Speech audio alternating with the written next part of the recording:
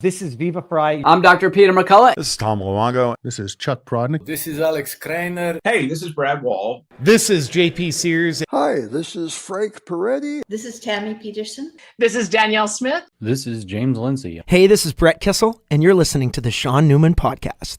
Welcome to the podcast, folks. Happy Tuesday. How's everybody doing today? Silver Gold Bull, yeah, they're helping bring the Cornerstone Forum along with Bow Valley Credit Union to Calgary, Alberta, May 10th. And we just have 11 days left to get your tickets in for food. So if you're wanting to get one of the main tickets that's going to give you food to the show, folks, you want to get those in the next 11 days. So all you fine folks who are last-minute shoppers, kind of like myself, don't wait too much longer. 11 days are left to get tickets where you can get lunch and supper included in your ticket. We got to have the food number into the venue here right away. So that's coming up real fast. And anytime you're buying anything off of silvergoldbull.ca or .com, make sure to reference the SNP. It's down in the show notes. Just text or email Grahame for any details about the feature on junk silver or any other questions you may have around buying, selling, storing, or using your retirement accounts to invest in precious metals. Profit River. Well, when it comes to guns, these are the experts, and anywhere in Canada, doesn't matter where you are in this country, they can get you a firearm or accessories or optics and all the good things. And every time you reference the code SNP, you're going to get entered into a monthly gift card of $100. So you can turn that back into, well, whatever you would like to. And of course, if you want to get bypass all the sale, or not the sales app, the receptionist, you just email smp@profitriver.com. That's going to get to Joel. He's their phone and internet sales manager and really knows his stuff when it comes to everything to do with the hardware, the guns, etc. And so if you want to hop through all that, anytime you're in person, on the phone, email, reach out to Joel or reference SMP on your purchases. That'll get you through. Just go to profitriver.com. They are the major retailers of firearms, optics, and accessories. They serve all of Canada. All the details down in the show notes. RecTech Power Products have been committed to excellence in the power sports industry for over 20 years. And man, with the weather outside, you can just feel it. We're getting close to golf season. And if you want to maybe up your golf game this year, or at least your experience on the course riding around, stop into RecTech and see some of the golf carts they got sitting there. It's I don't think you think of RecTech and immediately, oh, they got golf carts. At least that was never me. I always thought of, honestly, Skidoos and side-by-sides, quads, that type of thing. But they got some cool-looking golf carts with some pretty cool colors along and some features. So I can't do it justice. Stop in today, see Ryan, tell him I sent you, and look at some of their products they got going there. On the west side of Lloydminster, they're located, or you can go to rectechpowerproducts.com to see everything online. They're open Monday through Saturday. PlanetCom. When you're busy running and growing a business, trying to stay on top of the ever-changing world of information technology, it can be overwhelming to say the least, and they want to take care of you, leaving you to do your thing while they do theirs. For over 22 years, PlanetCom has been there to boost your productivity by proactively managing every aspect of your IT infrastructure, both in-house and in the cloud. This ensures you're not tangled up in technology or, all that jazz. When it comes to building a website, they built the ShaunNewmanPodcast.com, and you can go take a look at it. I think it looks super sharp. Of course, my Shaun Newman podcast.com got taken and is now a Chinese gambling website. So, yeah, there's that.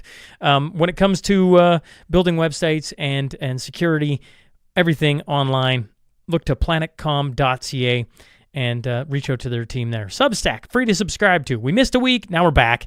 We had our week in review this Sunday, and obviously the debriefs have been happening as well with every guest coming on. So if you're you want to get some more information on the podcast, get caught up on every week, subscribe. That's the best way to hear details about the Cornerstone Forum or anything else going podcast-wise. If you want to help support what I do, that is the one way, and would love to have all of you fine folks over there. I think we're up to 5,500 people on that email list. Pretty cool. We got a new studio coming here in 2025. If you want to be a part of that legacy wall, Get your logo, your name on it. We're looking for skills, labors, materials, money. Reach out to me. Shoot me a text. Would love to hear from you. If you're listening or watching on Spotify, Apple, YouTube, Rumble, X, make sure to subscribe. Make sure to leave a review. Hit a retweet. Get a rooster tattoo. All those good things. All right, let's get on to that. Tale of the tape.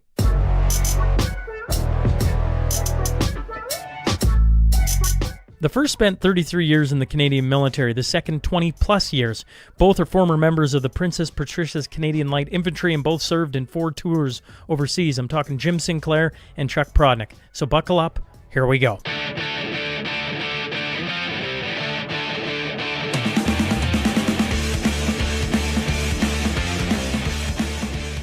Welcome to the Shaun Newman Podcast. Today I'm joined by Jamie Sinclair and Chuck Prodonick. Thanks, boys, for making the trip.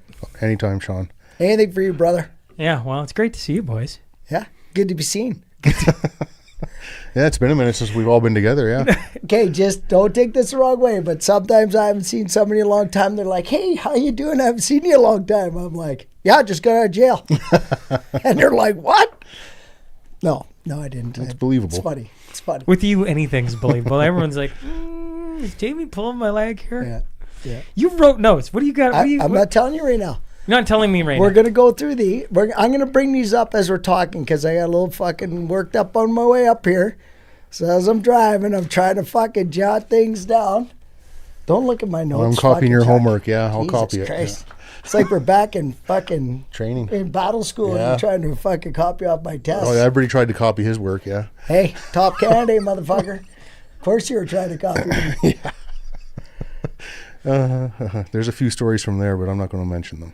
They were good. Can I just say I'm happy you're not busting my balls about not drinking a beer right now? Hey, listen, we live in a free world. You can do whatever the fuck It was you a want. free world a year ago when you walked in here and you were all upset and you caused quite the scene. You go back up. Because you took a break during harvest or after harvest. After harvest is when you celebrate. Okay, fine. Don't drink after New Year's. That's great. But you don't go through dry October. That's the stupidest fucking thing I ever heard of. It was probably some Chinaman that invented it. And you're fucking following suit. Okay? Just This is Oh. I had a beer Okay. with them about a half give an me hour a pencil. ago. I got to write this down on my notes. About a half hour ago, we went to wherever it was, and it was the first one I've had since Christmas, I think. And it tasted better than this one. But He instantly turned into Frank the Tank. Oh, yeah. He's like, it tastes so good once it touches your lips. flipping tables. I'll have one of those after, yeah. Are those cold? Yeah, and It's a they're from fridge. and they're literally from when you were here last time. So I'm probably the biggest Great Western supporter in Saskatchewan, and thanks. Well, for, if Great thanks Western's listening, you know. Yeah. You know what? I know Fridges. I know some of their guys that are coming up with the new beer can, the new beer for the Royal Regina Rifles. You got a beer coming up for the rifles? Yes, we do. And I'm trying to talk them into doing like a Remembrance Day beer can, a Vimy Ridge beer can, so they'd bring it out, for June 6th, they bring it out for a month. Then Vimy Ridge, do that in April, right? And then as the Battle of the Rhine or something, just do a battle every couple of 3 times a year. It'd be fucking cool. It's a great idea. And hey, and what beer company in Canada is doing that shit, right? No. No, we're putting Dylan Mulvaney for sure, or some version of it on. So funny thing about booze, remember how everybody's like, oh, let's not buy American booze, Yeah. right? And everybody was still drinking Molson products because they think it's a Canadian Yeah, but they're company. But Hey, let me finish my rant. That company is owned by Coors. So all the booze place people down in the States would have been phoning the Coors company up going, hey, if they don't start buying our booze, I want you to lay off all Molson employees across the country till they start fucking buying our booze again. And guess what? Within how long did that take where people started buying the American booze again? All the liquor stores near where I am, nobody pulled nothing from the shelves. No, they just stopped buying it provincially. I don't stopped think they were buying it. allowed to buy it. No, they could have, but because each province is separate with what they want to buy. the government can't say to you, stop buying American booze. Interesting. Oh, maybe I didn't realize that. Because I was in a bunch of... I haven't had a drink now in... How many days is it, folks? It's over 100 anyways. And so... But me and Tooze, when I was in Airdrie, me and him ended up... well, we were in Calgary, actually. We ended up going to one of the stores, and the guy showed us what they had for American. But I thought here in Alberta they couldn't buy... Not any American products. The same as with when the Russia-Ukraine stuff, and everyone's like, get that Russian alcohol off the shelves. Nobody pulled it on any shelf I ever saw. I was still buying Russian vodka for my Caesars. Like, give me a break. Right from Chernobyl. Not but in Ukraine, but Well, anyway. they occupied Chernobyl first. That's a part. They You came have in to. from the north. You gotta. That and the other power plant there. But anyway, so I know in Ontario they made a big play of it because old Dougie Ford's a smart man. That guy's a retard. Yeah, big muppet. His brother was the smart one and he did meth. But they're pulling booze like they're fighting a war. Like they're doing all this stuff in Ontario. Like they're really making a difference, and they got their elbows all over the place probably. And this is the guy that told his own party, don't endorse Polyev. Like, are you kidding me? Like an Ontario conservative is basically an Alberta liberal. He's probably close to NDP with the stuff that he does. It's just, and what a gross. shitty guy, like to do a snap election so he can get another 4 years. And hey, when Trudeau first went down to see Trump after he was elected, he knew that Trump was going to be our number one enemy. And remember, they had that big conference. All the Liberals met somewhere in Ottawa, and the TV cameras were looking into the windows, watching their meeting. I guarantee you, they're war gaming. Okay, we got to make Trump our number one enemy, so we can fucking do the old smoke and mirrors of the Canadians. Like, when Trump put on the tariffs throughout the world on everybody that has a tariff on them, the only two countries that got a 90 or like the 90-day or 30 that didn't get the 90-day pause was Canada and China. Yeah, because we fucking counter tariffed them guys. And then we got two premiers going, where's our 90-day reprieve? Well, you fucking counter tariff the guy that wants all the tariffs to go away. So yeah, we didn't get the 90 days. Like, how fucking stupid can you be? Horribly stupid.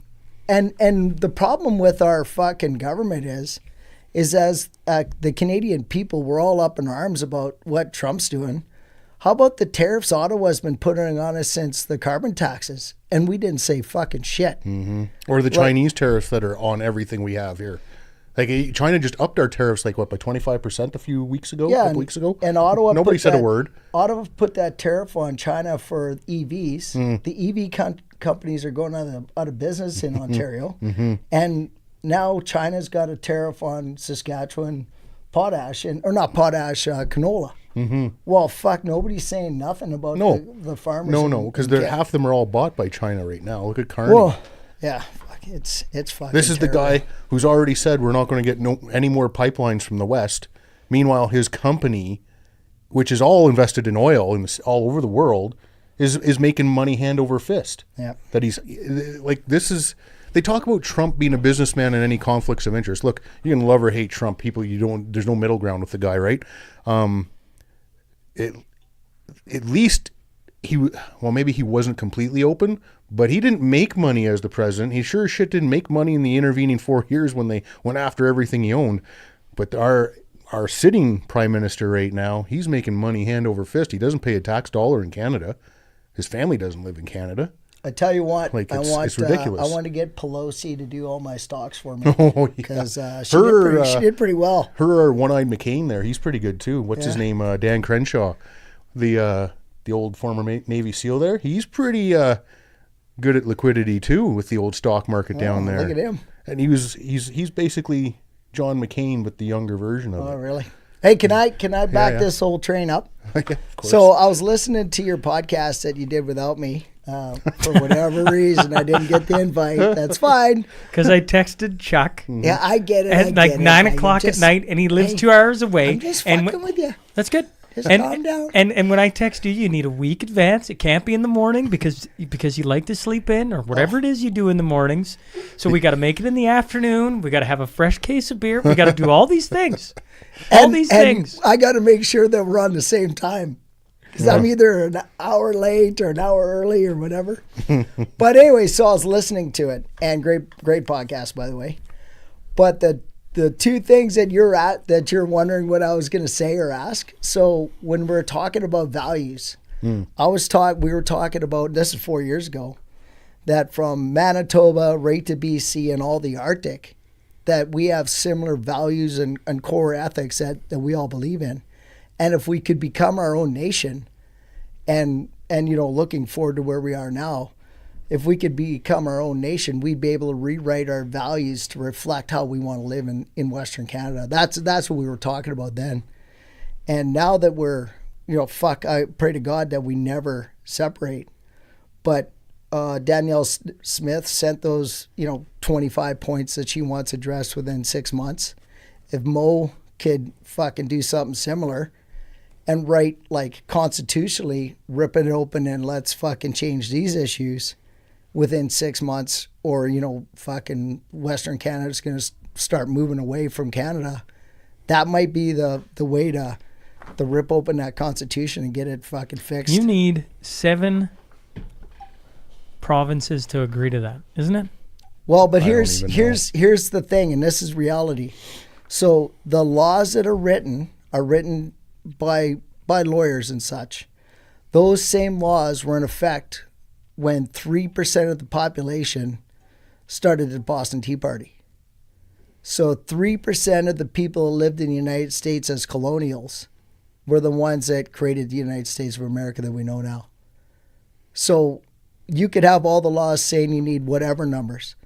You push a people far enough and hard enough, I agree with that. there's going to be somebody that stands there will up. be a tipping point where the law constitutionally isn't going to need to apply. I think I'm not trying to speak for you here, but I think you would much prefer Canada remain as a whole. I don't think it. I know it now. This last few months, especially the last few years, there are parts of Canada that don't hold Western values. They don't hold the same values that we do. They're not. Yeah. They just don't. I'm not going to get into every single fabric of why. We just don't think the same. We don't view things the same. They're perfectly fine to look into our wallet every chance they can and tell us how we can fill that wallet up every time. But that's why we had that conversation 4 years ago, before we are now.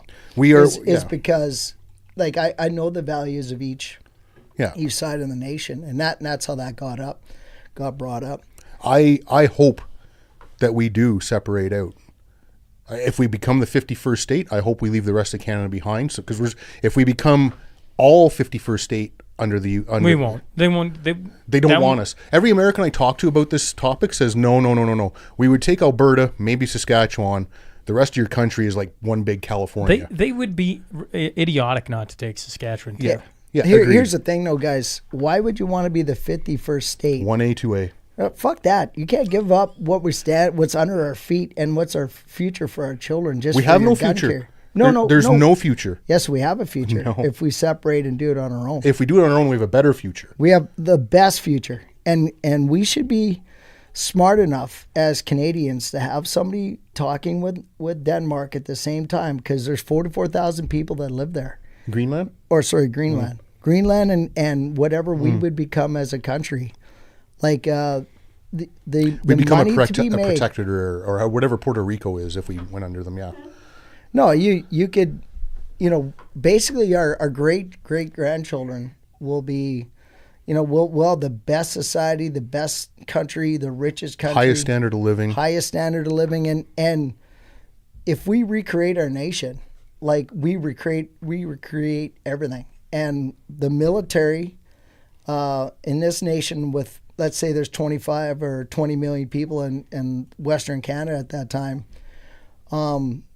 you're going to have the best fighting force army out of the whole world, because I would campaign for an Israeli style setup. Mm-hmm. like where everybody's involved in the military. It doesn't matter what age you're at. You know, there's a job for you. You train once or twice a year. Yeah. You got an $80,000 to $90,000 regular force soldiers that are highly trained, and we only protect what's inside of Canada. Yeah. We don't go to do UN missions anywhere. We don't do any of that bullshit. We focus on Canada only. Yeah. Well, New Canada. New Canada. Western, whatever we're going to call ourselves. And I would take that over the 51st option. However, to separate out from what has become the rest of Canada, I will take 51st state in a heartbeat. the 51st option is what we use as a lever to make Canada open up the Constitution. Wasn't it Peterson about a couple months ago? I think we talked about this last time I was here. He made the argument for why Canada actually has to come to the board and provide some reason for Alberta to stay at this point. And so far, all we hear is the attack. Like, Carney literally attacked Daniel Smith, a week or so ago in his little shitty little backhanded comment. Yeah, his comment. He's openly gone back on everything he said about oil already, all of it. I mean, we all knew he would. Anybody that's had anything to read about anything the guy said before, he's going to keep 80% of it all in the ground. He's huge on this. Like, we should be an economic powerhouse in every regard. Poland is the same population as Canada, roughly. Yeah. And they are standing up. They're over 150,000 men in their regular standing army, and they're doubling that, like physically doubling that. Now, they have a different threat level where they are, obviously. Yeah. But population-wise, this is achievable. And they have good gear. Like, great gear. What we have, dude. So the thing is, a large standing army is very costly. Yeah. That's why the Israelis use a smaller standing army, but they have their whole nation involved in the army. And the thing about that is, when you have everybody working together that's in the military, we'd be working with like Easterners or vice versa. It brings us together, right? And now the whole nation is working together like that, even if Canada ever did that in the future. Now the government can't drive a wedge in between us because we know people in the Maritimes and we know people in Quebec and they know us. And it's in our best interest if we all could one day get to that. Where don't you think that in 13 days when this releases, we're going to find out if the Easterners go that way? Because if they vote in Carney, we can love Canada. I don't know how you save it at this point because they're pretty much making a statement. Because, I mean, it's everything I watch, and I could be wrong. Like, to me, I'm almost tired of talking about it. Because I'm just like, you talk to one person, no, it looks like there's maybe a shot, Conservatives are going to win. Talk to the next person, nope, it's foregone conclusion, Liberals are winning, and back and forth this goes.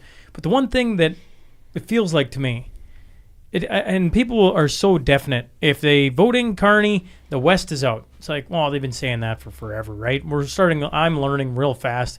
Politics and things move slow. Sentiment for moving out of this country is going to grow exponentially if that happens.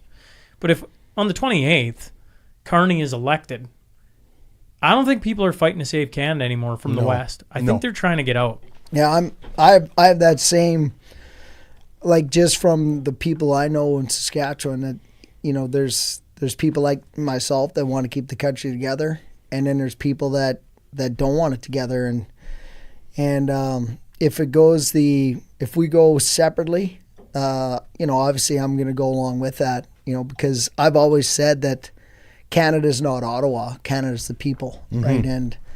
And when I was working with the Army at one point during COVID, I had to tell the guys I was working with, I was like, if the Army wants me to do one thing and it's go against the people, I'm letting you know right now, I'm never going to go against the people of this country. Like, this is my line in the sand, and I will not cross it. And it's the people that make this country, and that's why we went to war to fight.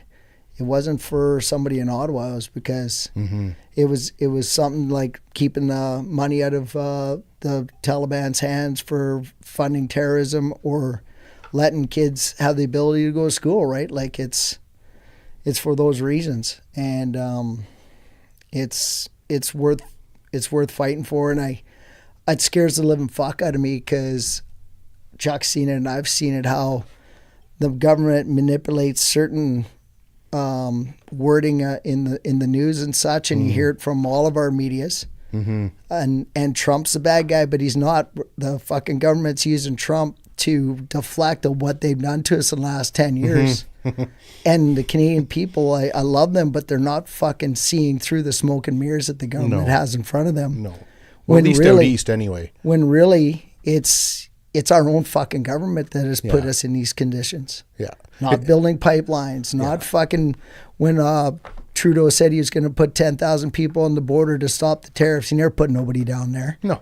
Fucking. He rented 2 helicopters. And tightening up our border security so we could stop the fentanyl coming in. Now we're starting to catch some of it, but we're not closing down those ports in BC where that shit comes in unchecked. Like, they're still not doing everything the Americans want us to. That's why we have the tariffs on us. It's that fucking simple. The tariffs for the aluminum and all the other stuff is because we put counter tariffs on them after they tariffed us. So it's our own doing. Yeah. But the people don't see that. And it's Ottawa to blame for everything. And it would be an easy election if we could just fucking change the narrative and stop talking about Trump and start talking about Ottawa. And it might not be too late. Like, if people start drilling down to why we're in these tariffs and how we get out of them and who's really to blame, and why isn't Ottawa putting pressure on China to lift the tariffs on our canola right before we seed? Like, we could actually start getting some traction for the Conservatives to potentially win this election. And I still think the Conservatives are going to win. I don't know if it's a majority, but I do think that they will win. I mean, you just had a rally in Edmonton that was the largest federal election rally, I think, in Canadian history, of 15,000 people at that rally. And Edmonton's a socialist shithole. Like, it's, it votes NDP at every other level.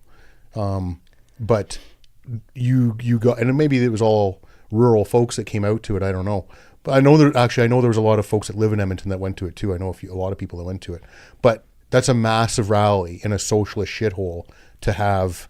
The thing is, like, any money that if people were to send money into the PCs for this last little bit, I don't think it could actually be legally used because they're only allowed to spend so much money on their campaigning.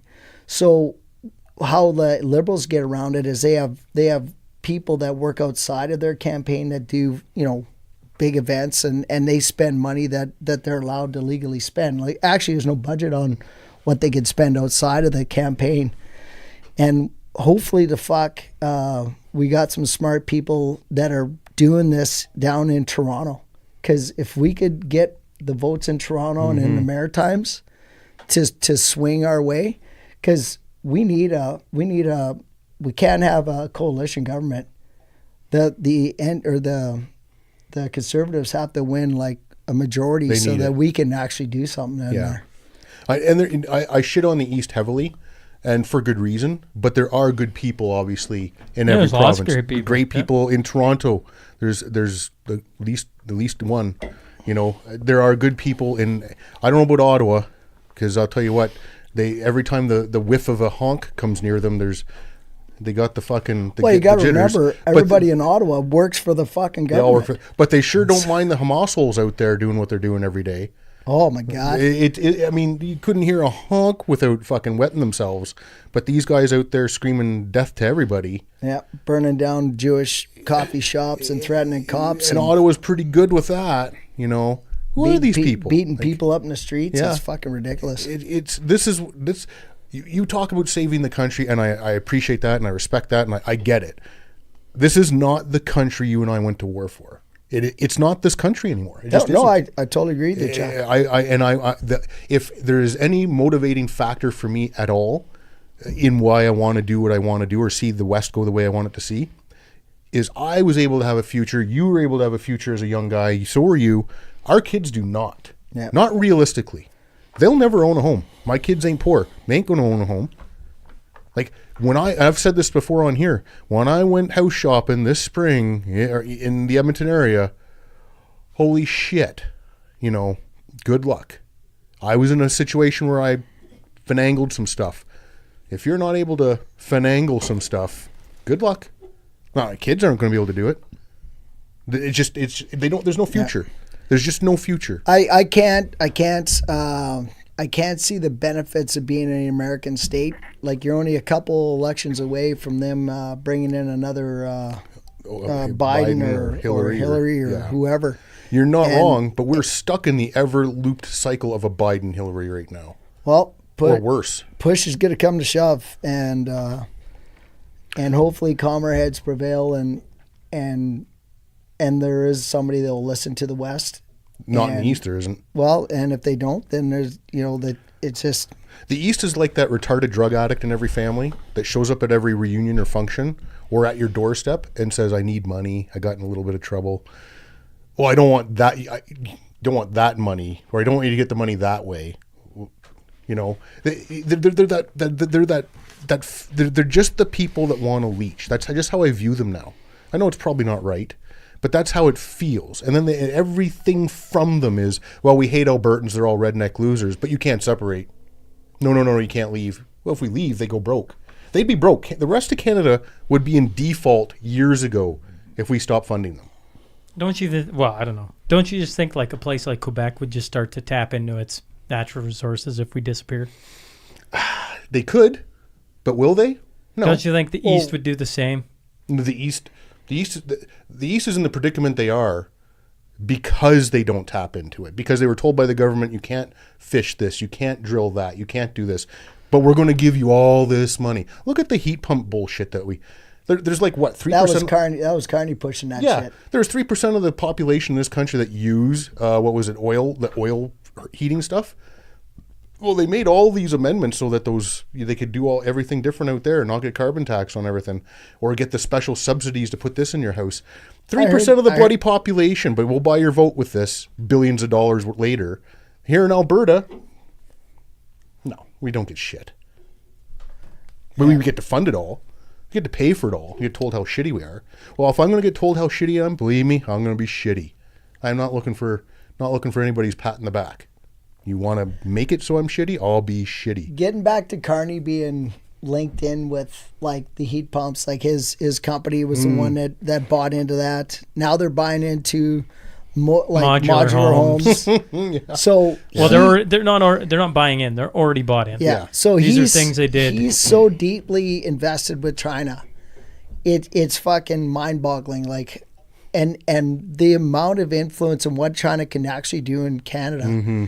It's insane. Like that police officer that just got kicked out. They replaced him with another one. Yeah, but this is what I'm getting at. So if you got Chinese police officers in Toronto that are working in Chinese areas, and they're actually working for the Chinese government, the CCP, yeah, and manipulating what's going on there, that's crazy. But here's the craziest fucking thing, and I don't know why nobody's talking about this. So at what time can an embassy in a sovereign nation put out a bounty on somebody's fucking head and have thugs go fucking kidnap person in a sovereign nation, bring them to the embassy now pays for the bounty, and then fucking like gets the guy on a plane and flies him back to China? And how many other people has this happened to? Like this isn't a one-off.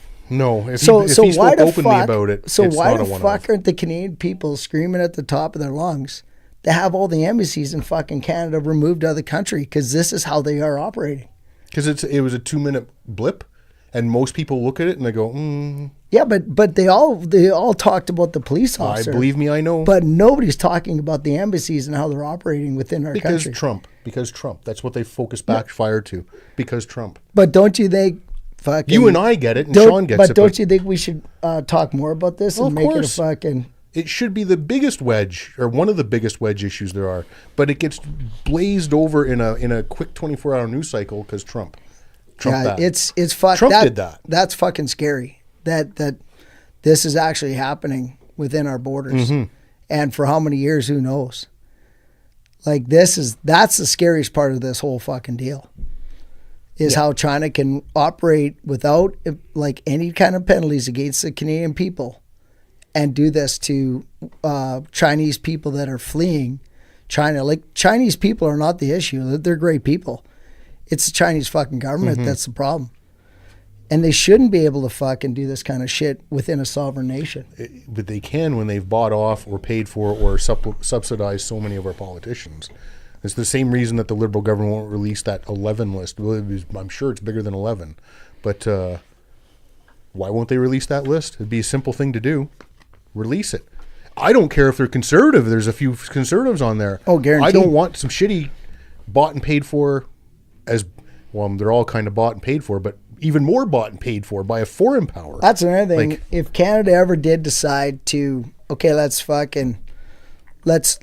to on our own and create our own system. First fucking thing you do is you get rid of politicians. No, I'm serious. Like, because politicians are fucking people that some of them have a great heart and they want to do the right fucking things. You need a politician or you need a person in power that, number one, is kind of appointed by their people, right? And they've got the right like skill set to make your region better. And politics has got to fucking like actually disappear from your country, because that's when everything goes the wrong fucking direction. So common sense. How many genders we got? 2. Fucking, you don't have a politician whiffering and waffering and coming up with excuses. It's like, yeah, there's fucking 2. Forget about the tampons in the men's bathrooms. Okay, what do we need for an army? I don't know. Let's talk to a fucking army guy. What's the best way to set up an army? All right, let's look at different armies throughout the world and see who's got the best one. All right, let's fucking do it. Like, politicians talk. That's why Canada's famous for dragging their fucking feet on how to do shit. And fucking making it so hard to get shit done now because everybody just wants to fucking talk about it. Well, when we went to fucking Vimy Ridge with Curry, they didn't have fucking months or years to talk about it. They fucking came up with a plan. They all bought in. They fucking executed, and they were successful. And that's what we got to get back to, is like that type of a system. It has to be small, and that's why I think the West would be successful, is we get the government small again.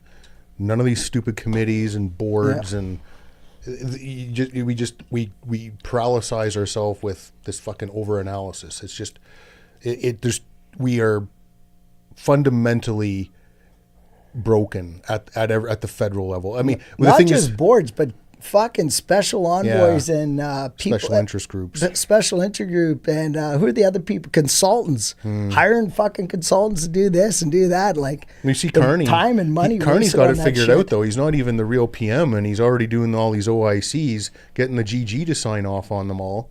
He's not been elected to nothing. He's been elected by nobody, and he's getting away with this stuff. And that's like a very small headline in the news all the time. Like, you can't, dude, we're in an election cycle. You're not technically allowed to do fuck all. Well, that's why the Yanks won't talk to us until after this election. Which is smart on their part. You know, it's more smarter than us. And they've been pretty quiet. They don't want to say too much shit, because not anymore. Every time they say something, then it gives liberals ammo to fucking fight us. Yeah. But what scares me though too is it's in the Americans' best interest if we did separate, because then they could try and influence, our country, right? Like, and they've done that to every fucking country I've ever worked in. Yeah.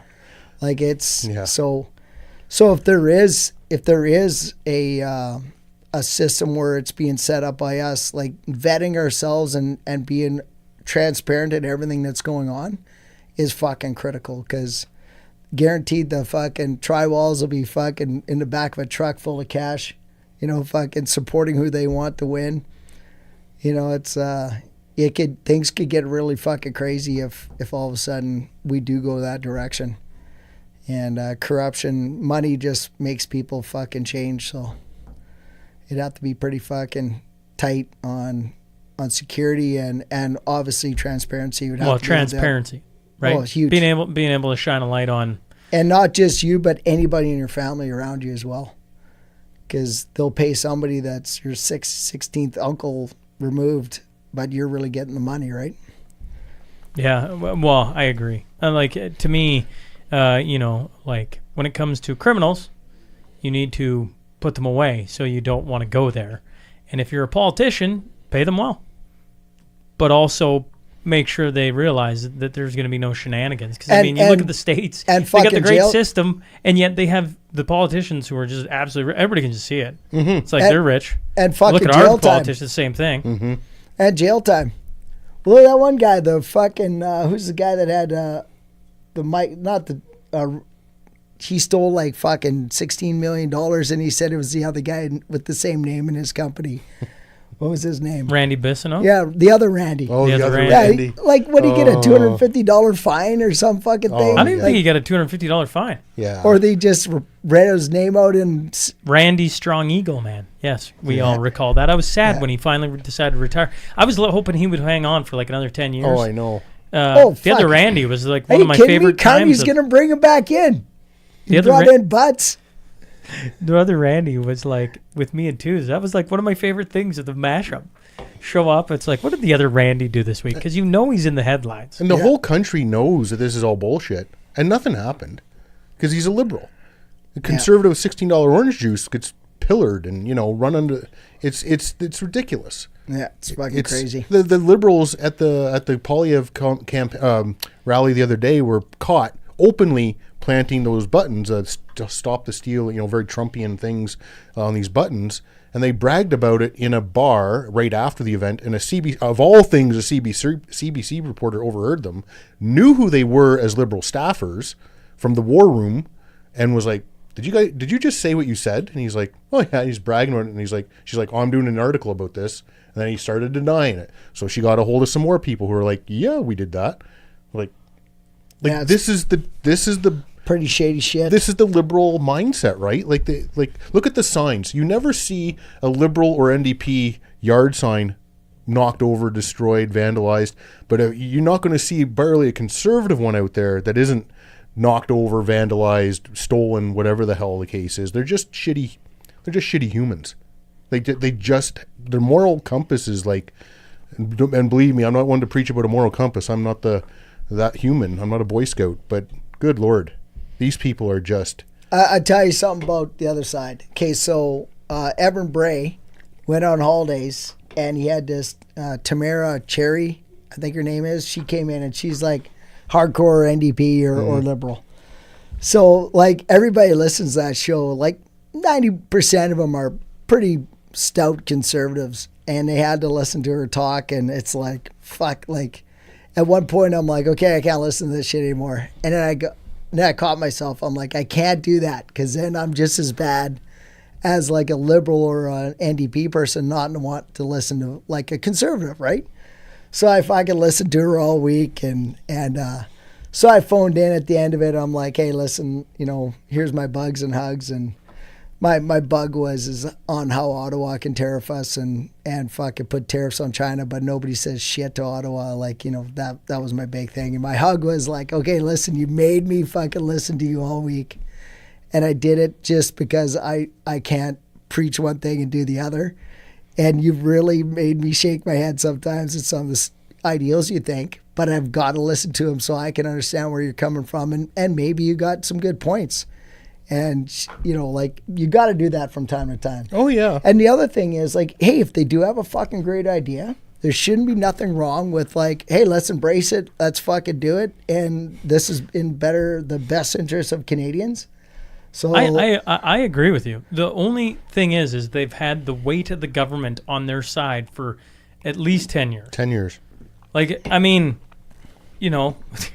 Well, let's be honest. The fucking laws are created to make the Liberals stay in power. Mm-hmm. Right. So, I mean, I look at it and I go, yeah, do I got to listen to it? But I got to listen to it everywhere, Jamie. Yeah. Everywhere I go, I got to listen to it. Yeah. Like, I'm tired of listening to it. Like, just for can we just not for a little bit? Can I just turn on the Oiler game and not see a brand new logo? Or you're like, why? What Why are we gonna what do was that? going on that fucking ice surface the other day? That was fucking crazy. That's crazy. Like, crazy when's to the me. last time you seen a Ukrainian dance team out there or a Scottish Highland dance team out there? I don't know. And do they? No. The Oilers right now, with the best player on the planet, every game, it's the land rights, which is like, okay, fine, okay, but then it's it's like it's just become one big woke thing. It's just everything is about Everything else other than hockey. Correct. Yeah. And you're like, Did they have anything Really? up for the Humboldt bus crash? Did they do a tribute to those guys? I don't know. I would think they did. Fuck, I'd hope so. I would hope so too. I don't want to crap on them for that one because I feel like everybody, when the Humboldt bus crash happened, I feel like every NHL team, and honestly every Canadian for that matter, rallied together for that, right? So like, I don't want to crap on them not knowing for sure, but the last month, It's like, unwatchable. it's been almost unwatchable. So getting back to that Humboldt, I literally have to watch the period, and then I got to turn it off, Yeah. and then I just got to come back in. so here's a beautiful thing about the Humboldt bus crash, and if there's anything beautiful, it's how they've like created this whole thing on how people look at organ donation, like how many people have been saved by organ donations since that. The other thing is on a good friend of mine, Nathan, I'm sure he listens to you all the time. Anyways, shout out to this guy. So he was one of the first responders that actually showed up and was there in the ditch helping people with, their last minutes of life. And he knew these kids. He used to drive the bus for them, and he knew the trainer, and so he was involved in all that. He's gone through a rough go with, with our, what do you call it, workers' compensation and shit through Saskatchewan, and like workers' compensation, like how our laws are written is more or less like they weren't written for like a situation like that. They're written for like, oh, you hurt your back. Okay, well, we'll try and fix you over time. But when you have a large group of people that were involved and, they're just falling through the cracks, all the mental health that comes along with it. I'm hoping Nathan helps change our laws within the workers' compensation so it covers people like him, so that in the future you've got the right support staff and the systems to take care of people that go through a traumatic event like that. And it happened once earlier around Swift Current with the Swift Current bus team. They had an accident and the first responders showed up. I'm sure they didn't have the mental help that they needed after that. So he's been fighting it for quite a long time. I hope he carries on with it because. Well, shout out to Nathan. I feel like I know he's texted me. I know he has. I'm just trying to recall what the last text we went back and forth with. I'm sure I know this story. Yeah. No, he's just a regular guy. Just if this never happened in his life, he would have been way better off. Yeah. He's lost lots since then, but he's got good people around him, and he's always trying to get better. And he comes down to our military roundup every year, and we've kind of brought him in and made him feel like one of our own. And we gave him a battle buddy certificate there a few years ago, but yeah, he's working hard. He's trying to get better on him, with all the support he's getting now. But it's gonna be a long road ahead with what's going on with workers' comp, and hopefully things go good for you there, Nathan. Have a good one, brother. Cheers to him and to all those kids and what they did for supporting people that needed organs. Saving lives. It's amazing. Yeah. Well, there's hopefully some good came out of a horrible tragedy. It affected everybody's life that was close to it, and as a country too, you saw it. Like it was one of those few galvanizing moments where everybody put aside their differences. Yeah. Oh, for sure. And you couldn't drive down a street without hockey sticks in the front. Yeah. I still got hockey sticks at my gate getting into my farm. Yeah. In fact, we have a memorial forest around the farm, and it's run by the Lions Club here. Shout out to Ken Peters that started that. Great thing. There's two of them, one in Ontario and one in Saskatchewan. Anyways, we planted a tree for all those kids too, and it's in our forest, and it's it's beautiful. Yeah. No, they touch a lot of people, and it's a good group of people that still run that. So, Who do you think's going to win the election? Which party? well, I don't want to say it because I might fucking help them somehow through. So you think Carney's going to win? Oh, it's fucking. Here's the problem. Okay, Easter's coming. That's when all our early polling is, right? And that's when people go in early to vote. People have already been early voting, yeah. But yeah, the big early voting is then, yeah. Yeah. Well, how many Christians are going to be at these voting stations. So it just leaves like loopholes open for if there's going to be any corruption or anything going on. It's going to be when there's not enough volunteers there to watch what's happening. I actually know a few people who are elections volunteers. But you don't know them in Toronto. I don't know them in Toronto. That's where the problem's going to be. But the West is going to be all blue. Yeah. It's the places like Toronto and the Maritimes where there's any shenanigans, it's going to be down there. They don't have to rig anything out west. I still think Poilievre will win. Well, I hope you're right. Whether it's a majority or not, I don't. I think the support. The polls are the polls. I don't give a shit about the polls necessarily. I think just based on rally size, enthusiasm, I'm hoping for him. But it might only be a minority government. I don't know. And if he does win, it's not like I think he magically fixes everything either. It's not like I think, well, oh fuck, we're good now. But that's why I'm saying what Danielle Smith did with her 10 or 20 points that she wants looked at. Yeah. If Saskatchewan did that, Manitoba did that, and we get and that's coming from the people. And then they would have to. She's been the most savvy politician in the last 6 months by nobody's guaranteed. Nobody could touch her as far as how politically skilled and savvy she's been. She's been ahead of it the whole time, and then taking the heat for it the whole time by these fucking Muppets out east, like all of them. And then Doug Ford just wants to get his elbows up and burgers down range, and she's the one actually fighting. Actually fight. They all get mad when you go talk to the bad guy. Well, you don't get nothing unless you go talk to the bad guy. Yeah. It's like dealing with Putin. Do you think you're going to get anywhere by ignoring the bad guy in the room? If you don't go deal with it. But hey, back to the elections. Okay, calm down. We've already talked about that 10 times now. But how do we make sure that we got enough people down there in the ridings that count that have like is there enough volunteers that are going to make sure that it's all counted correctly and there's no shenanigans? That's what worries me, right? And I'm pray to God I'm wrong. But if something bad was going to happen, I agree with you. It'd be at those times. It's going to be at those times, yeah. Because the election's already done by the time we even cast a vote out here. Like by the time they counter vote, it's already decided. Yeah, and we're everything out here is going to be going to be blue. We're going to be blue through. What the rest of the country does, I talked to family on the phone a couple weeks ago about the election, and they're conservative people, but they're like, well, Poilievre didn't get his security clearance, and we just don't know. That's smoke and mirrors. And I'm like, oh my fucking God, turn off the news. Just turn it off.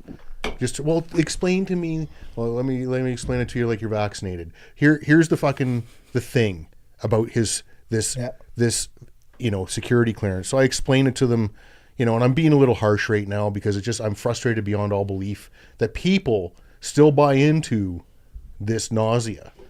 And it's like, well, we're probably still going to vote for him. Probably. Has anybody's life in this country, besides politicians, gotten better in this country over 10 years?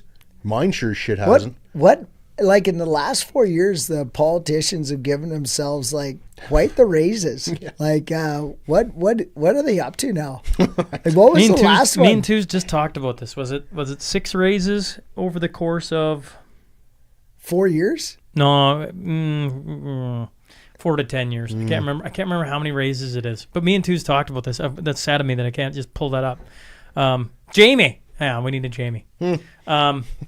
When we go for a ride, you'll get to see. Maybe we'll have a Jamie soon enough. But that'd be cool. That would be super cool. Now, hey, listen. Getting back to that, I gave you a suggestion. Yeah, you did. Are you taking the fucking wheels off the chairs so they don't spin? I already told you that we're gonna have a spinny wheelie chair just for when Jamie comes in. We're gonna pull it down from the rafters. Good. Put it down just so Jamie can have a freak out when he comes to the new studio. Good. He's been complaining about these wheelchairs and the fact they spin for, I don't know, every year I've known you. Yeah, well, formal dining chair or something? 4 years. I want like can you smoke cigars in there? Yeah, we're gonna have. We're gonna be able to have we're gonna have a cigar. Yeah, 100%.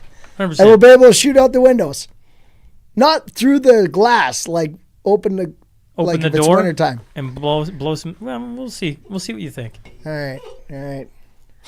I'm liking this. I'm liking this. Chuck, doesn't mean when we do this that you could be wearing a Speedo and a T-shirt fucking thinking that that's cool. You don't You tell gotta me have what to pants do. on. You don't tell me what to do. Fucking pants on, motherfucker.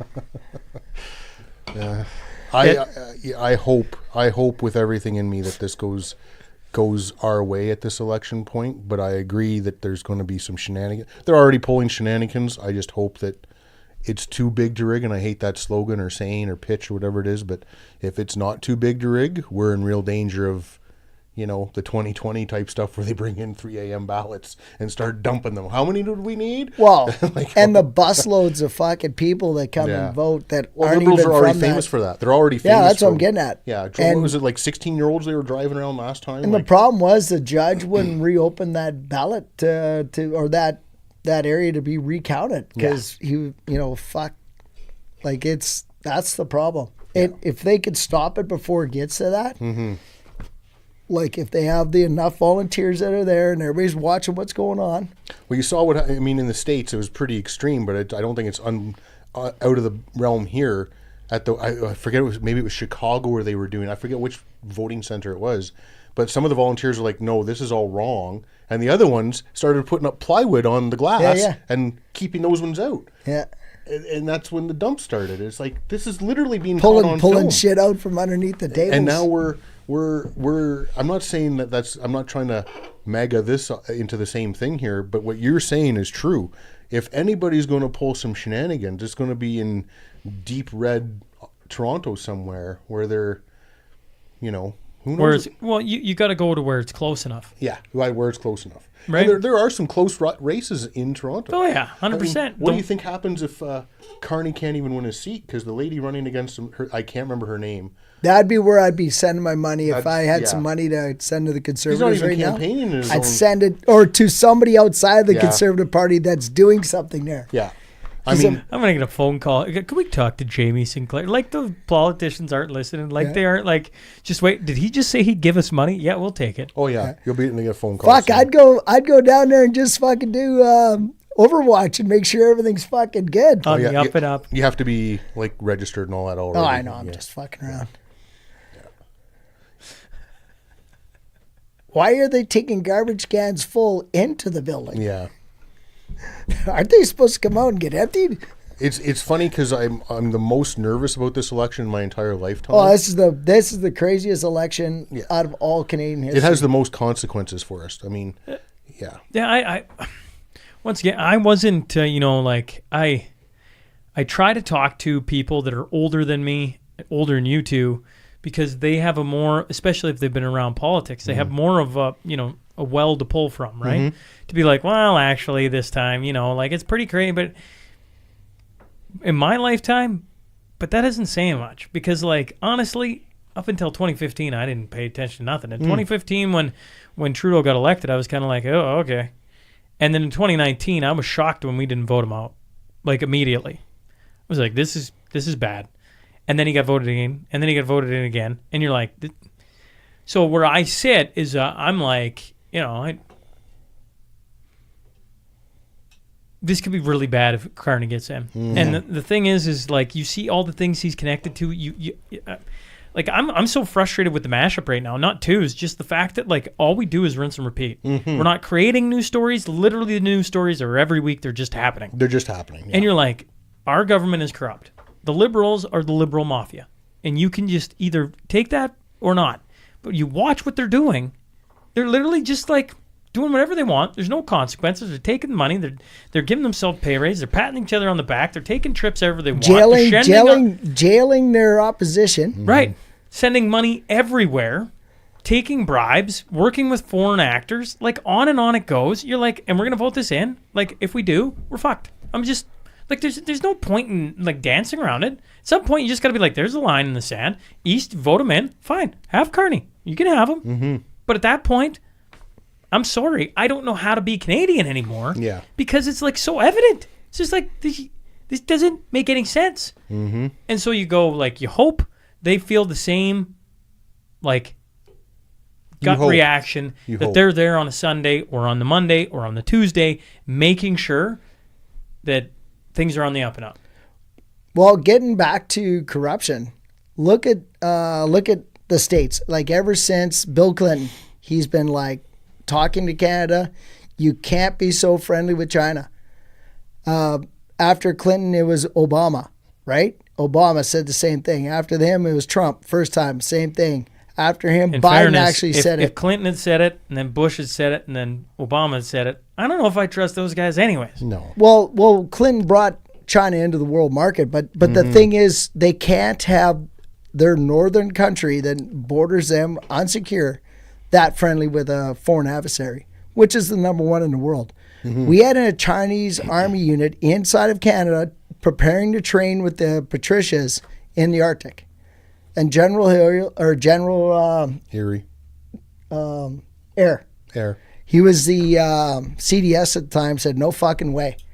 And that's the reason why we're also being persecuted by the States, is because we can't be that friendly with a foreign adversary. We can't be this dumb. Well, you look at what Carney, the first thing the Liberals under Carney did when the tariff thing was broached was sent out feelers to China. Like, instead of dealing with Trump and the Americans, they went like children directly to China. As like, "Ooh, we like you," and then they went to Europe, useless European Union, to try and be like, "Well, we're going to make new partners with you and do trade with you." Nobody needs to do fucking trade with. What are we going to get from Europe? Nothing. Ain't got nothing. What are we going to get from China? Oh, well, we're going to get tariffed to death on them by everything we send to them. We need to figure it out with the States, but they didn't do that. And then he says in the same breath, well, our relationship with America is over. They were no longer, he didn't call them no longer allies, but he damn near called them no longer our greatest military ally, whatever he said. Yeah. You know, I'm paraphrasing here, but it was just ridiculous that yeah, baby. It's been a while. Holy fuck.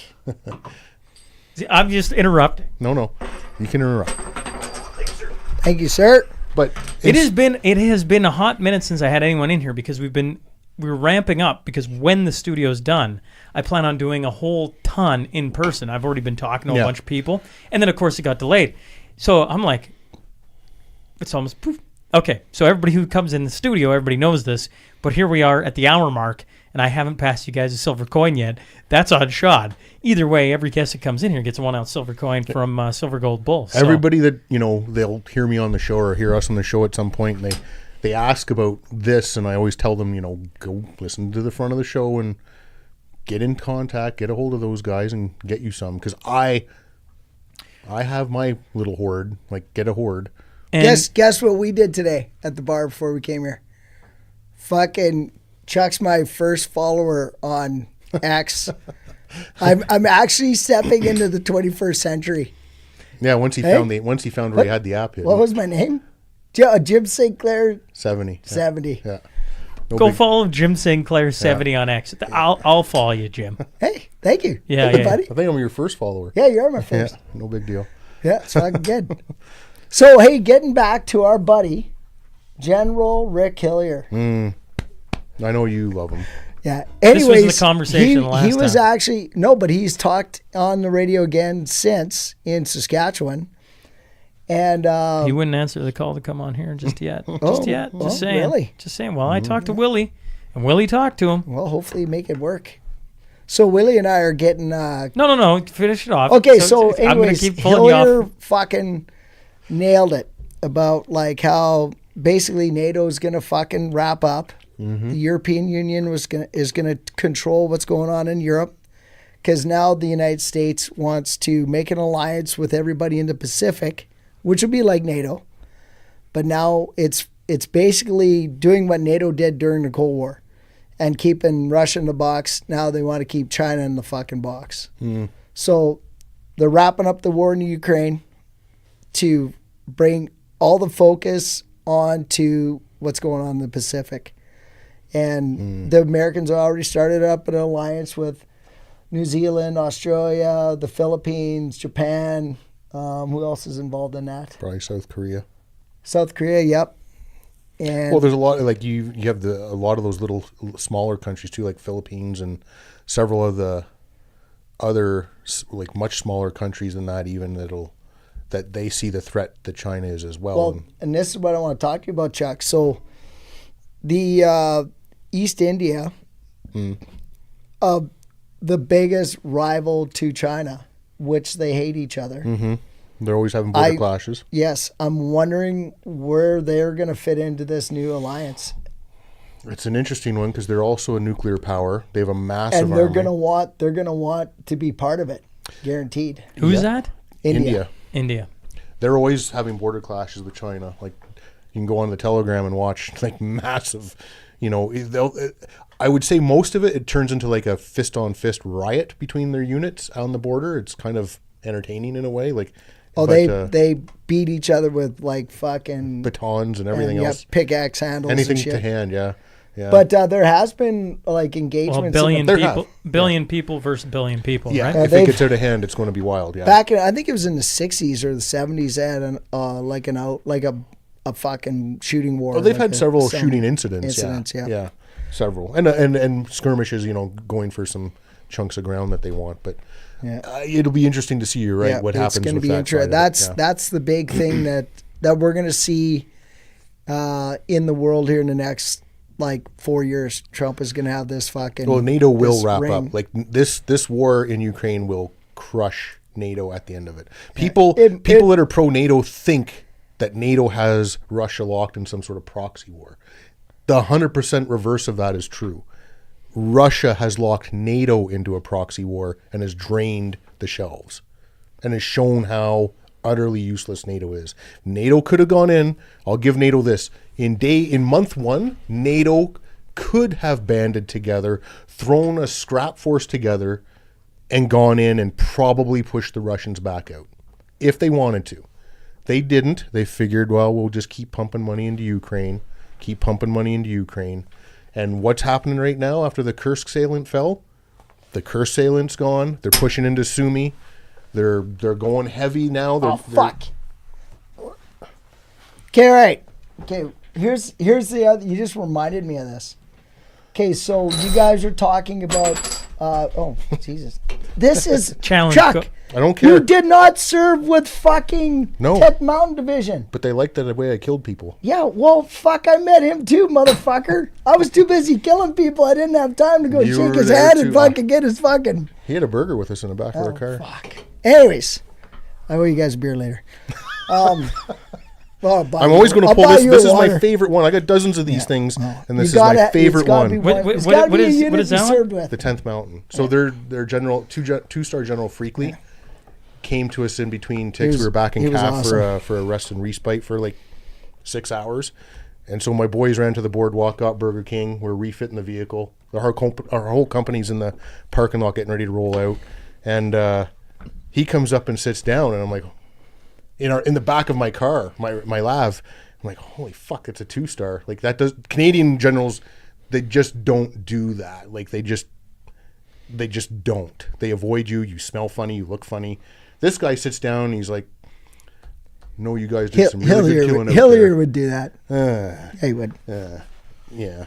Well, I prefer Freakley. And so he sits down and he's like, you guys are pretty good killers. And he pulls out, gets his adjutant, his captain, who's like his lackey, and he gets his bag and pulls out 7 of these things for my boys. Oh, the Adge had it. He didn't even have it. Well, he doesn't carry them around. The Adge does. Was he too good? Well, is he too special? He's a general. So he's got a captain walking around behind him with all this stuff. Fucking General Hillier, after I bodyguarded him, he had him in his pocket. Good for him. And he didn't have nobody fucking handing him shit. He was man enough to carry his own coins. He's a great guy. Yeah, hey there, bye. So he hands us these things, and he's like, I saw that you guys did. I know you guys are fucking killers, and you killed them. However, you killed them so good they stayed dead twice. I'm like, yeah, we did all right. And so we got these things, and his Adge was losing it. This captain, this 10th Mountain guy, was losing his nut because he was giving these things to Canadians, and we were like, yeah, we're keeping them. Fuck you, we're not giving them back. So the general was like, go away, guy. And then he took a picture with us. It's one of my favorite pictures from over there. And getting back to my story. Yeah, fuck. I'm sorry I cut you off for 3 minutes. Jesus Christ. Did I mention it's great I gotta open this door and get some more oxygen in here. Did I mention it's great to have you boys back in studio together? All right, so don't you have to piss yet or something? Hey, you know what? I've been doing pretty fucking good. Good thing I brought this pail in. Anyways, getting back to the other part of it. Yeah. So, when we were talking about how we could have won the war against Russia, and Chuck, you're totally right. If we would have done it right away, but everybody was sitting on their fucking hands, right? And my point was at that time when you guys were talking about it without me, if we lobbied everybody that's supposed to be our trading allies to stop trading with Russia for their oil, and in fact, Europe was still buying oil from Russia during the war. In rubles. Yeah, during the war. So if they would have fucking turned off the economic tap to Russia, that was and that's when you guys were drilling down on me. I'm like, that's the only way of winning the war. It would have helped win the war, yeah. That'd be the only fucking way. If we made China, India, and Europe not buy Russian oil, it would have. That was the only way of winning. It could have been an economic pressure on Russia for sure. But let's just, and I know you and I have a friendly bet, but let's just think about this. Okay, thousands of people, Talking men to the and mic, women, Jamie. have been killed. Hundreds over of this. thousands of people have been killed there, yeah. So Hundreds of thousands of people have been killed where? In Ukraine. Yeah. Okay. Hundreds of thousands, yeah. So let's just as friends on that farmer bet when we did it, it was just, it was. But let's just remember the horrific shit that's going on over there. Yeah. So it's absolutely. So we might have been. It could have ended a long time Might have ago. been kidding and joking about it at the time, and I just want people to know that are listening, if anybody knows about death and horror, we know about that, and we hate that this is happening right now as we're speaking. But it could have been avoided or ended several times over, and it's just not been. Well, NATO started this war. They've had overexpansion towards Russia. Ukraine should have been a European Union nation. Same with Poland. Same with Finland, and demilitarized zone on either side, and everybody be living fucking happy with each other. And unfortunately, Obama fucking was the one that said, "Hey, you could be part of NATO." And look, that was in 2014. And the maiden coup in 2014. Yeah. So that's all this shit started. So it's terrible what's going on over there. So I'm sorry that You want a surprise? You want a surprise today? I do. Neither of you know this. This is coming. You want to speak at the Cornerstone Forum? Who? You. I guess I could. Not when I'm up there, though, right? Not when Chuck's there. Thank God. Sure. I'd be honored. I was supposed to have Rebecca Koffler, and that didn't happen. And so I've been slowly dragging my feet, waiting to get the opportune time. But you got to be a part of a panel with Matt Ehret and Alex Craner. Craner. He's a smart fella. I don't know the other guy. Matt Ehret is author, historian from Montreal. Okay. Talking how the West was captured. Ah, that sounds interesting. Yeah, definitely. You have to come up with a topic. Well, I got lots. One. Just pick one. I got lots. You'll have to find a way to do a keynote speech without the F-bomb happening 16 times. Hey, I talk to kids all the time. Did you swear, though? No. Unless it's my kid sometimes. He's 19 now. I can swear at him. I asked Shaun, when Shaun asked, this is a while back, I said, you should have Jamie up there. Well, thank you. Yeah. Well, there you go, folks. You just got to hear something live because I didn't prep any of you guys for that. I've been thinking about it. I've been thinking about it since we talked. How'd I do? Did I look scared? Rewind the tape. Or you get Chris Sims to ask you math questions up there, you'll get scared. I won't wear any socks. It'll be quicker for me to do the math that way. I don't have to take my socks off. Well, she's asking the other guys on my panel all these crypto math questions and everything else and finance things. And she got to me and I'm like, don't ask me a math question, lady. She's a sharp lady. Oh man, yeah. So here's the thing, and Chuck, I think this is where we kind of fit in. We're kind of rough around the edges. We're not, we haven't gone to university, but we've gone to the School of Hard Knocks, and we've seen how some people do things and how the world works, and so we might have some lifetime experiences on certain things. And I'm sure you ran into it in the oil fields. Well, you kidding me? Like, Jamie, you were in the Army for 34 years, in the military for 34 years. Your story explains it. That's why you guys keep coming back on. I think I say this over and over again. Like, in Canada, military, I don't think gets a voice in a whole lot of these conversations. And I'm fortunate to have stumbled into the both of you because of mutual friends now, and John Ragiba, who, if you're listening, John, sucks that you're in Texas for the forum. I'm still, cancel your trip. Anyways, and then, of course, our dear friend out in Lumsden. Yeah, Henry. Oh, Big Henry. Hank. That's right, Big Hank. Yeah. And so, I got a ton of time for you guys. I think the audience has a ton of time for you.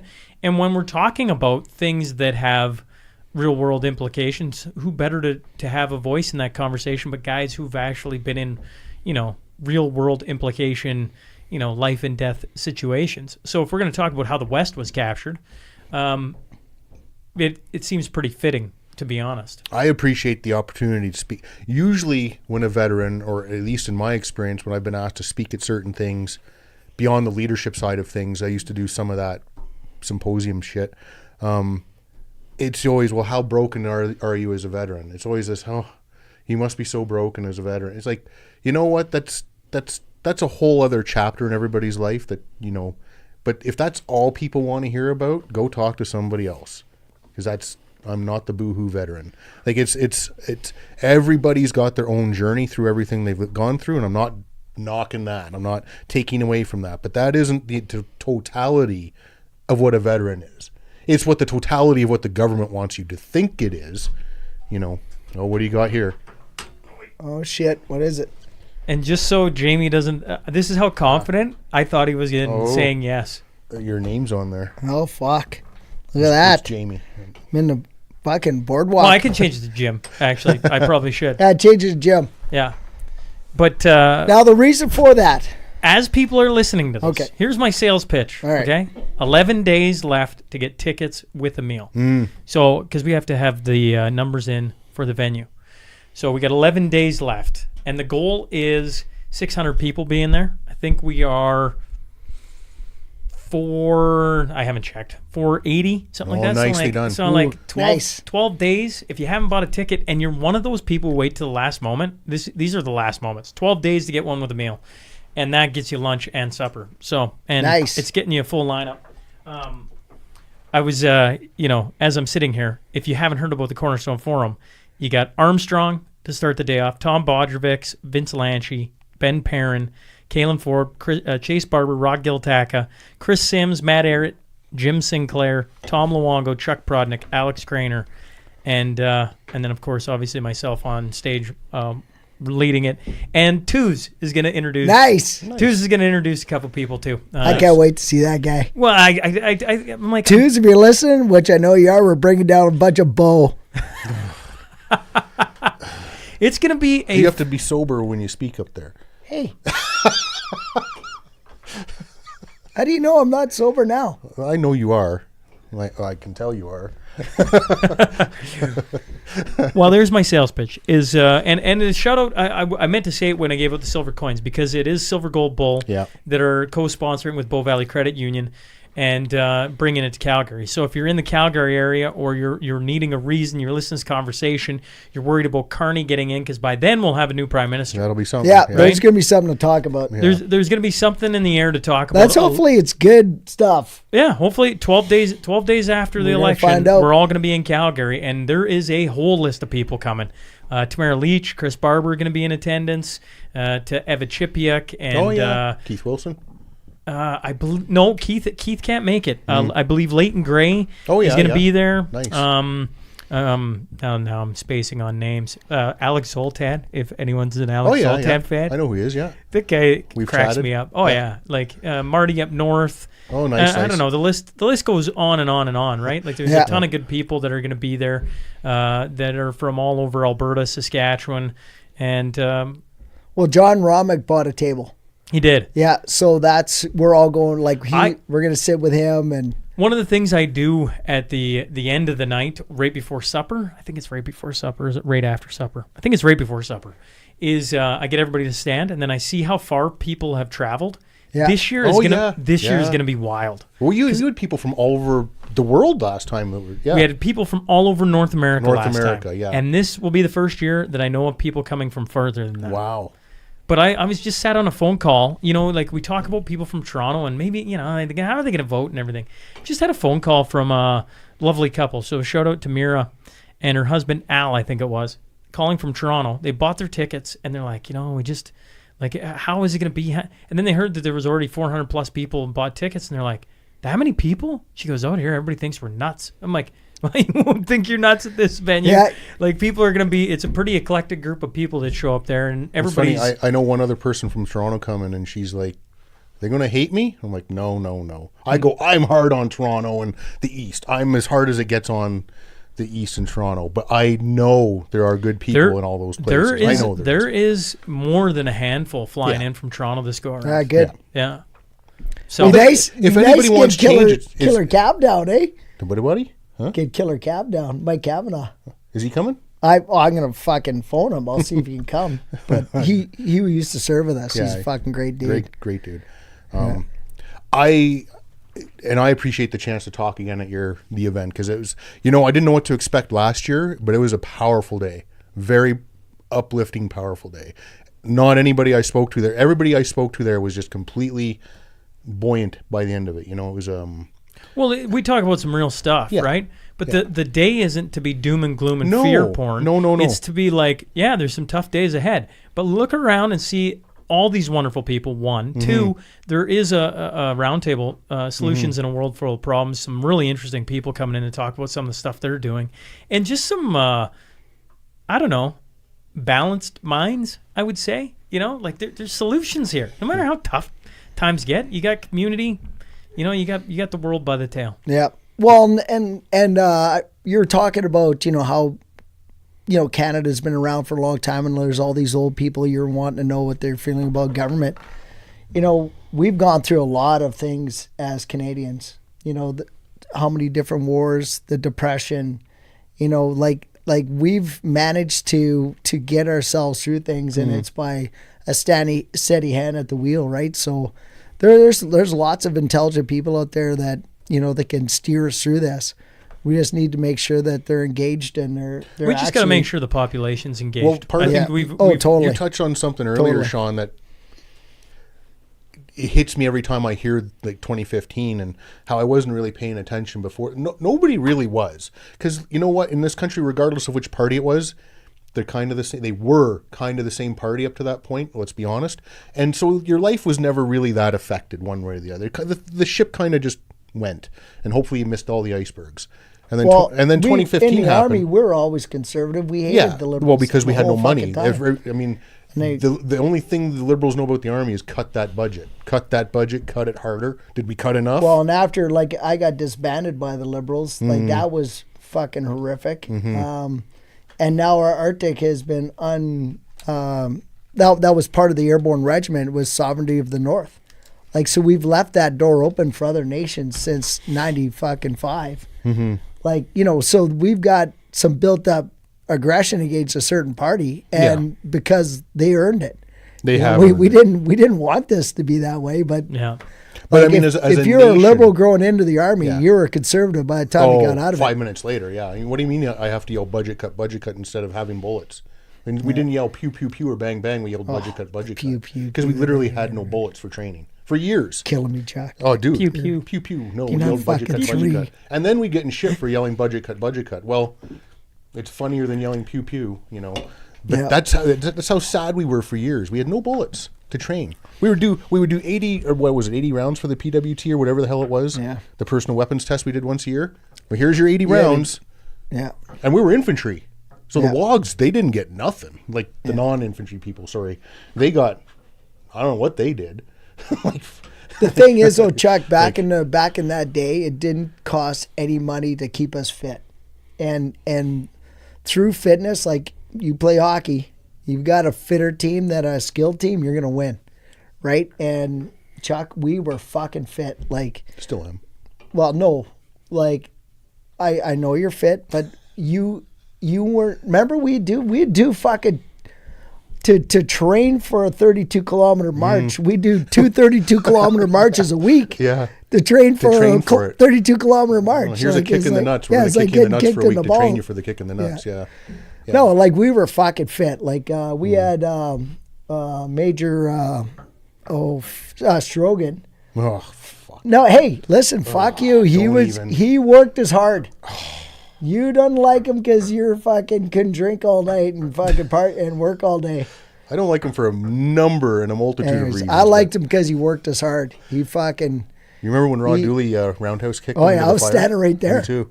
So this was our major, and we used to have what was called smokers back then. Yeah. And smokers were, you'd get drunked up, and if you had an issue with someone, regardless of rank, you fixed it that night, and nothing was said the next day.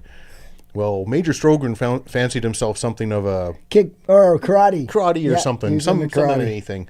This is back in like 91, 2, 3, somewhere in there. Yeah. And one of our guys, old Rod Dooley, was something of a he was black like, belt in something, and he so fought out of around the world. 1,200 guys, there's like 6 really tough guys, and when they would go to the bar together, the bouncers would get like the Philly flu and have to fucking leave work. And Dooley was pretty much the leader of these bad people. Like just insane. So he called Dooley on. He said, you think you're tough? I'll take you out. And Dooley's just a corporal, and Dooley was like, I don't think you want to do this, sir. And he's like, yeah, let's do this. And roundhouse kick to the head, into the fire pit he goes. Yeah. Sergeant Major comes over, drags him out, stands him up, says, sir, go to bed. And he says, nope, that was lucky. Let's do it again. Kick to the head. Down second time. Yeah. Into the fire pit twice. Yeah. And the Sergeant Major, old tiny McNaughton. Yeah. And he's like, you're done, Dooley, to bed. But no, Dooley could stay at the fire. Oh, he took Strogan to bed. Fucking put him to sleep. Yeah. Oh, it was fuck. It was odd. That's when we had an army. That's when shit got. And how about there's a sergeant that was in C Company. Everybody fucking hated him. So same kind of punishment. It was a company smoker, and anyways, the fire was kind of going down. It was getting dark. Not too many people could recognize faces anymore, and they just gave him a dirty, rotten licking. Oh my God! Yeah, you kept people honest. Oh yeah, you could try and be a bully or a dickhead, but it came around. Now you go right to jail. Yeah, or they kick you right out. Yeah. You got anything left on that list? No. Jesus. I think he's got mayonnaise and sugar or something on the list he's supposed to pick up at the store. No. Actually, a lot of them were brought up without me even having to look at it. I feel better now. I bet you do. This is what I need for counseling. This is your catharsism, yeah. We just need to have you boys on once a month so Jamie can come down and vent. Actually, no, that was the first time I was actually worked up about something. Well, we got a lot to be worked up about. This is like you said a minute ago, 2015 before that, really, except for us who were kind of affected by the government pretty heavily, it didn't really matter because it just steered. And under Harper, things steered pretty good. Not that he was perfect.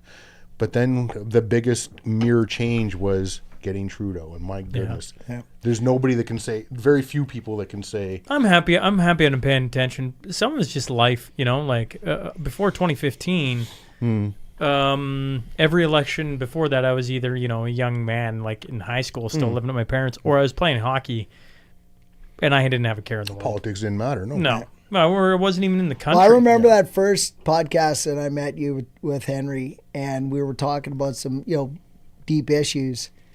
And you're like, I just wanted to interview hockey players. I did. And it was like, believe me, in 2015, I didn't watch the election. Yep. 2019 was the first live election, watching the results come in, watching the CBC, and actually just sitting there by myself on the couch. Remember it at that point we would have had 2 kids, and Mel would have been pregnant. We would have been pregnant with the third. He was born in late September.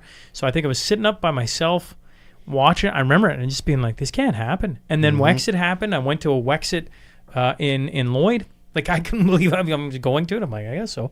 And here in 2025, me and Twos are going to push the envelope on seeing how many thousands of people we can have watching a 12-hour live stream on the 28th. Cool. And I'm just like, and this week we got the French debate. And we got the English debate, and Twos is pushing on me that we should be doing live shows, and I'm like, life has got to go on. We just can't do a live show for every freaking thing, and I know I should, but I'm like, I don't even know if I got anything left to say. It's the burnout. Even I feel it right now. Like, I feel bad that there's nothing good to say right now. You know what I mean? But here's the thing. That's why if we change the narrative and stop talking about what Trump is doing and start talking about what Ottawa has done for this last however many days. And these were my issues. Is like, let's change the narrative for Canadians to talk about what Ottawa has done. Yeah. Let's not worry about what all Trump is doing. If you listen to the mashup, that's all we do. We just literally talk about Canada. Oh, totally. But there's lots of Right. Trump. I There's know. lots of Trump and tariff within those mashups too, right? Which you kind of can't avoid. But and the other thing is, let's start holding like how do we allow a foreign nation to operate inside of our country and let Canadians be kidnapped and bounties paid and fucking sent off back to China to be executed? Like, people gotta fucking be upset about this shit. This is not how a country's gotta operate. If you were putting it on a page of the paper, where did that story make it? 8th page? Well, that's It wasn't headline news. I But mean, it that's- was for like a hot minute. A hot minute. it was never talked about.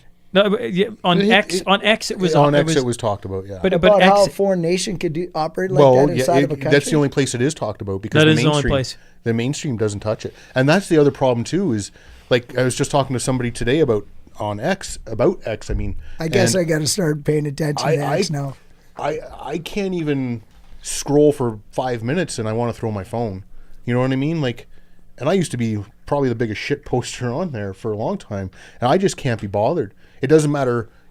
You're going to get attacked from the left and the right. You know, it's like having when you had Max on for an interview a while back, and it was a good interview. Don't get me wrong.